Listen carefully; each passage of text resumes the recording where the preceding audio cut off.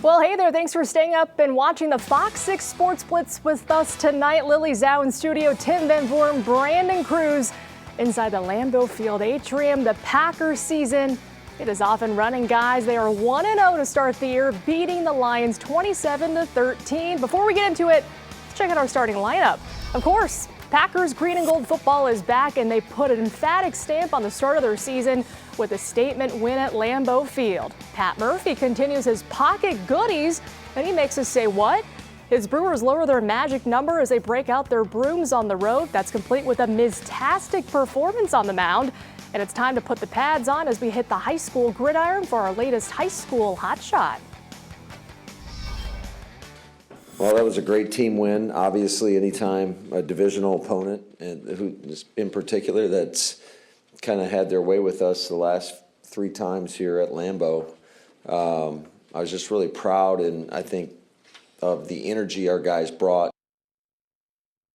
Yeah, the energy and most importantly, the win this team delivered. Tim and Brandon, of course, you guys were at the game all day. Before we really get into the nitty gritty of it, Tim, I'm going to start with you. You're our resident vibes expert. You were in the locker room after this game. A lot of build up. You're playing a divisional rival. It's the first game of the season. What were the guys like in the locker room after that big win?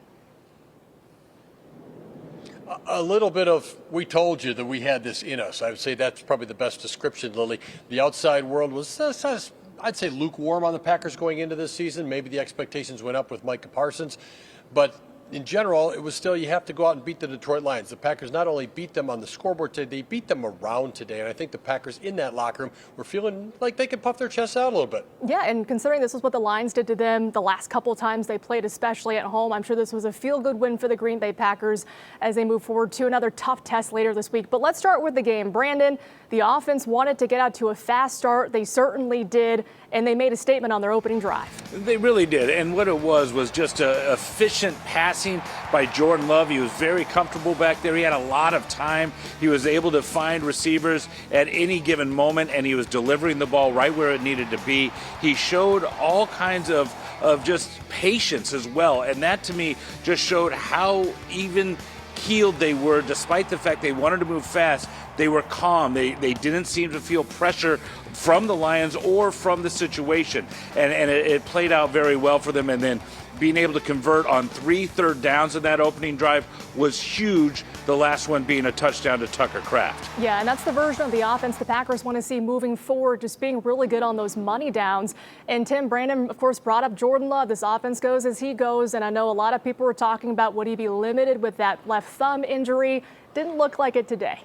It did not look like it to me from the press box. The only time it was really limited is when he slipped on that scramble. You saw him run up the middle, and then he went kind of downward on the left side.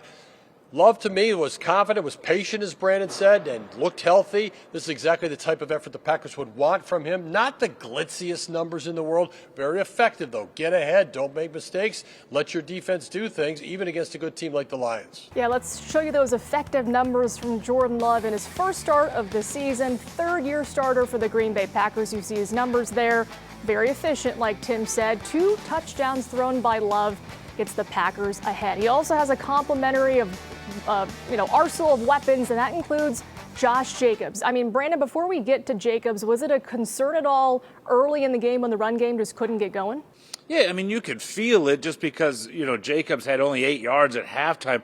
But I don't think it was a huge concern because of the way they were moving the ball in the air. And they were able to effectively put Detroit's defense on their heels. And it felt like that Detroit was packing the box and really trying to stop Josh Jacobs. And that allowed Jordan Love and a multitude of receivers to have a good day. So to me, what they did show opposing teams is they're not one-dimensional, and that Jordan Love can throw the ball when he needs to. He throws the ball accurately, and they can run the ball with Josh Jacobs as time goes on. And we've seen that with him before. Josh Jacobs sometimes takes a little while to get going, and then by the end of the game, he starts to get more chunk yardage, and we saw that today as well. Yeah, and it certainly paid off at the end when he got his touchdown in his 9th straight game as a Packer, so he extends that franchise record as well. And running behind an offensive line, Tim, that has been just amazing. And at least this first game, I think going into the season, a lot of people were kind of making a lot about who would play at what position. But when they put the best starting five out there, they really delivered and protected Love today, Tim. Starting five, and we got to what, 8 or 9 before we were all done. Different guys standing in there. And I think Brandon is right about how the Packers showed they're not one-dimensional. But had the running game not be able to open up at all in the second half, then you become one-dimensional, and the Lions could have geared in even more on Jordan Love. So getting something going in that second half on the ground, on the line, was important in this game, and we did see depth tested at the offensive line position. We'll see if Zach Tom is able to come back and play in the next game, which is Thursday night, Lily. Very short recovery time for the right tackle who went down. Yeah, and no update from Matt LaFleur just yet on how Tom is doing. He left the game with a hip injury, and like you mentioned, Zach Tom leaves the game. Is there a concern there that a guy that you paid a lot of money to at right tackle could potentially miss some time, depending on the severity of that hip injury? Sure, there's concern, and it was such a fluky play where Jordan Love was knocked down in front of him, and Tom had to trip up over him. The more consistent plays, these guys have played football so long, they kind of know how to fall, and they kind of know what to look out for. That wasn't something you could anticipate at all from Zach Tom's perspective. So the Packers are hoping that his hip is okay. He did ride the bike, so he's trying to keep it loose. He stayed out on the sidelines. Those are good signs. Those are absolutely good signs. Thank you for the update there, Tim. Now, let's switch to the defense, and a guy that we have to talk about first, of course, is number 1, Micah Parsons. He was introduced last today, running onto the field from outside the tunnel, and the crowd pop, Brandon, was certainly something, and the Parsons effect was felt today.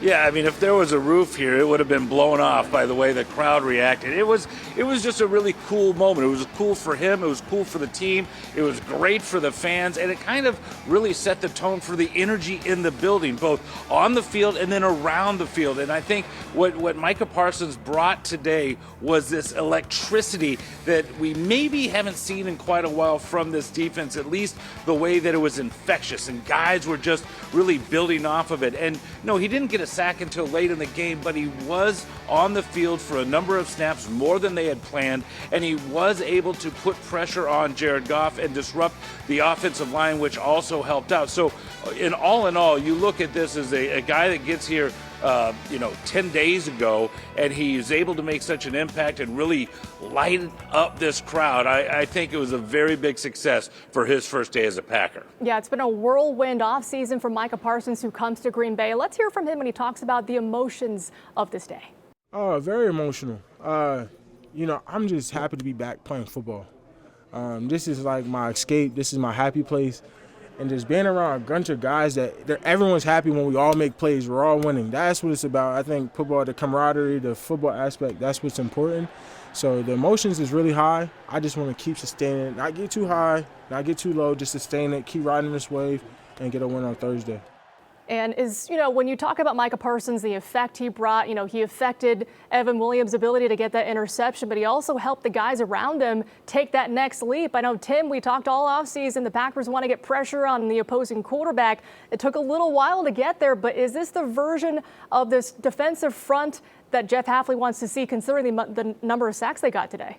I would say you have to think it might be. Lucas Van Ness has had a nice training camp and preseason to begin with, and he looked effective today. Certainly some of that is the impact of Micah Parsons. You have Kingsley Enagbare, you had Colby Wooden, you had Rashawn Gary, you had guys jumping across the line, which is what you want your defenders to do. You had the offensive line adjusting, shifting personnel, extra tight end over to Micah Parsons. Well, that's going to free up somebody else. So this is what you would dream about if you have versatility and depth on that defensive line, Lily. The Packers would love to do that. And the guys in the locker room are calling Micah Parsons Uno. He's number 1, of course. So they're calling him Uno. Well, Uno over there does a nice job. Well, Uno for sure. That's a card game you can win. It really is, and he, helps get pressure on the quarterback, helps in the run game, does a lot of different things. And speaking of the run defense, Brandon, kind of what was the difference this time around? The Lions in their run game really had the Packers number the last couple of times they played, but today they turned things around. What do you think was the difference?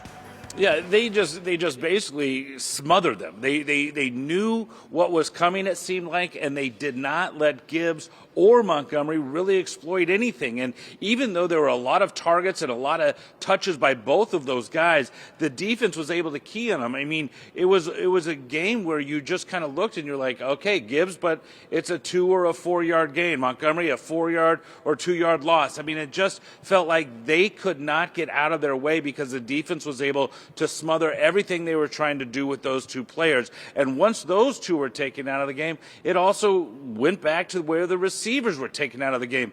I mean, how many times did you hear Amon-Ra St. Brown's name mentioned? Not a whole lot. He had a couple of third down catches, but nothing consequential. And that was because of the fact that they were able to just stop the two running backs so easily, it seemed. Yeah, and the Packers' run defense, they looked electric, so something to build off moving into week 2. Now, Tim, before we go to break here, we have something called Packers Passport, which I know you have a big hand in. You want to explain that for us? Haha.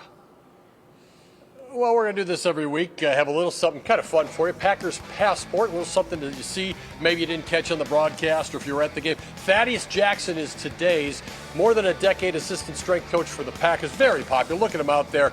Very well respected by the Packer guys. He's now an assistant strength coach for the Lions. He's moving up the ladder after a year with the Texans, and it was great to see him back at Lambeau Field. Very popular in his return. We're also going to be doing something called As Seen by TVV, where you get to ask me questions about the game or just make comments. If you say, you know what, I had this observation about the game, please hit us up. FOX6now.com will tell you how to get the questions to me. I'll answer the questions tomorrow morning. We're going to do it the day after each Packers game. It'll be on Fox Local. We'll have the answers and the objects, the responses to you there. So that should be kind of fun, as seen by TVV. We just talk Packers all the time, right, guys. Yeah, get your phones out, send your questions to Tim. You want to have those answered. All right, moving on. The Badgers start their season 2-0 after a 42-10 win over Middle Tennessee on Saturday. Quarterback Danny O'Neal making his first Badger start, set a new Wisconsin record for passing yards as well. Next week, they traveled to Alabama. The FOX6 Sports Blitz returns after this quick break.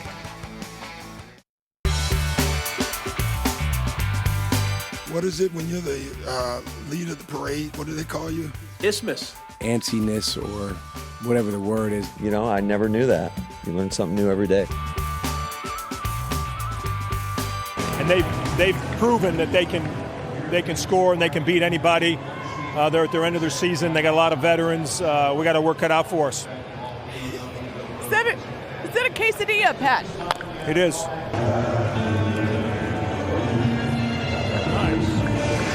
Quesadilla with syrup from Manitowoc, Wisconsin. There you guys go. There you go. Pat Murphy just continues to come up with the pocket goodies. You have the pancakes, you have pizza, now you have quesadillas. I'm sure he'll bring out whatever it takes so the Brewers keep on winning like they have done this week. All right, guys, let's start with the marvelous Mizorowski. Jacob Mizorowski, do you think, Tim, that he kind of answered some questions about his ability to be a starter? I think a lot of people are wondering, is it time to kind of shore him up and maybe have him come out of the bullpen? Or did he kind of solidify the fact that, yes, he can still be a starter considering the effort he put up today? I think he showed that you now have options with him. It will always be true that you could move him to the bullpen in the postseason. If you decide you have 3 starters and you have 3 guys ahead of Mizorowski, well, then you put him in the bullpen. He's a flame-throwing weapon. But he shows against the Pirates, he got it back under control. He was very consistent in this outing. That's what he hadn't had the last couple of times out, and he was popping it in there. He shows he's definitely going to be a big league starter. It's just a matter of how you might use him for the remainder of this season. Yeah, the Brewers certainly have good options with Mizorowski. And Brandon, wrap up the week for us. They sweep the they sweep the Pirates, and they lost a series to the Phillies. Yeah, I mean, they're 4-2 and they just keep moving on. And the bigger thing that matters here is they gained ground with the Cubs. They now lead them by 7.5 in the division. There's 18 games to go. And what we saw was a return of this team coming through with big hits when they needed it and big pitching from their starters and relievers, especially in Pittsburgh. You saw, like you talked about, Mizorowski today. Brandon Woodruff had a very good outing. And then we just continue to see what Freddie Peralta's doing. I mean, right now, this team is positioning themselves very well to line up for October, and this week was a key to that because they did it both offensively and on the mound. They certainly did, and let's look at the magic number right here. To clinch a playoff berth, just 3 games. It was an immaculate Sunday for the Brewers. The Cubs, Phillies, Giants, and Blue Jays all lost. That helps Milwaukee, their magic number to win the NL Central, down to 12 games. So the Brewers just chucking along with 18 left to play. Like Brandon said, 7.5 games up on the Cubs. And this week, there was a lot of talk about injury as well. Brandon, I'm going to stick with you. How big of a deal is it that Nick Mears is now on the 15-day IL? Well, I think it hurts because now this bullpen is pretty depleted. A number of guys are out. Trevor McGill, even though he's expected to come back relatively soon, I think right now you're just having to do it with Band-Aids and just trying to find different guys to fill different roles, and it could be different each night. We've seen that with Ashby closing, with Koenig closing, with Uribe closing. So it's kind of a bullpen by committee at this time, and they're having different roles. But the big key right now, I think, is just making sure guys get healthy in time for October. Yeah, the silver lining is that Trevor McGill hopefully coming up soon as well, as he's also on the mend. All right, before we go to break, Marquette is a campus in mourning this week after two lacrosse players, 19-year-old Scott Machad and 20-year-old Noah Snyder, were killed in a car crash this past Friday near campus. A mass was held in their honor on Saturday. All home athletic events were also canceled this week to allow the campus to grieve. Tough situation all around. We'll be right back. Welcome back. He's not only a multi-sport athlete, but he also plays multiple positions in each of those sports. Here's this week's Fox 6 High School Hot Shot. All right, and then the last two guys, you're going to go. Peyton Norrington, class of 26, senior, playing here at Brownder High School football. So picture day is a very special day for the whole team, but I really like the individual photos because we get to go up in the banner. And in the banner, it's all a bunch of kids walking around. They can see the banners. It's basically like a flex that you're on a football team. I like how all the whole team is there, coming together. We laughing, joking, having fun, talking about what pictures we gonna do, all the silly poses and everything. I play quarterback and I'm starting outside linebacker. Also the kicker, sometimes punter, and the field goal. But safety is always in there for the third if they need me. I'll probably miss in the whole game probably 20 snaps. I actually started out wrestling a little bit years later, then I started football. And then ever since then, I just fell in love with every sport that I played, wrestling, football, track, fell in love with it, and I started dominating. Norrington's pass completes. It was a 4x4 to 400, high jump, and the open two. Freshman year, I started off 40, 45, and then come sophomore year, I wrestled 57 and 65, so I was doing both. Last year, I did 65 and 75. I would love to continue to keep playing football if I get the opportunity to. I would love to see myself playing college football. Career-wise, I have a couple options. It's either mechanical engineer or I could become a firefighter. Firefighter was always an option for me too. For a game, I put either a piece of something in my sock just to I believe it's good luck. So I would tuck it in the inside of my sock here and then keep it there for good luck. It could be anything. It could be a coin, a piece of grass, hair. I just put it in my sock and ready to roll. Peyton Norrington, class of 26, Brownder High School, and I am a multi-sport athlete. I'm this week's Fox 6 High School Hot Shot. A talented athlete indeed. Now Peyton has helped lead the Falcons football team to their best start in years as they look for even more success this season. And don't forget, our Week 4 edition of the Fox 6 High School Blitz with Brandon Cruz keeps on rolling on Friday night. And there you will see our Fox 6 High School Blitz game of the week. I'm going to be at a North Shore battle as Whitefish Bay hosts Homestead. It's going to be a great game. We'll be right back. Well, after the Packers win, hey, Week 2 coming up very quickly for Green Bay. The Commanders in town on Thursday Night Football. You can watch this big game right here on Fox 6, special edition of Fox 6 News right before the game. And guys, let me get back out to you both quickly. What's one thing you want to see the Packers do on Thursday night against the Commanders? Tim, I'll start with you. Somebody other than Jaden Reed returned punts. I thought that was over with. I know he had a long one. Take him off that roll. And for me, it's establish the run right away. Do a lot better than they did today. If they can get that going, they have a good chance to win. All right, Jaden Reed off punts, establish the run. We'll see if the Packers listen to you both. Thanks so much for watching the Fox 6 Sports Blitz. Have a great night. We'll see you next week.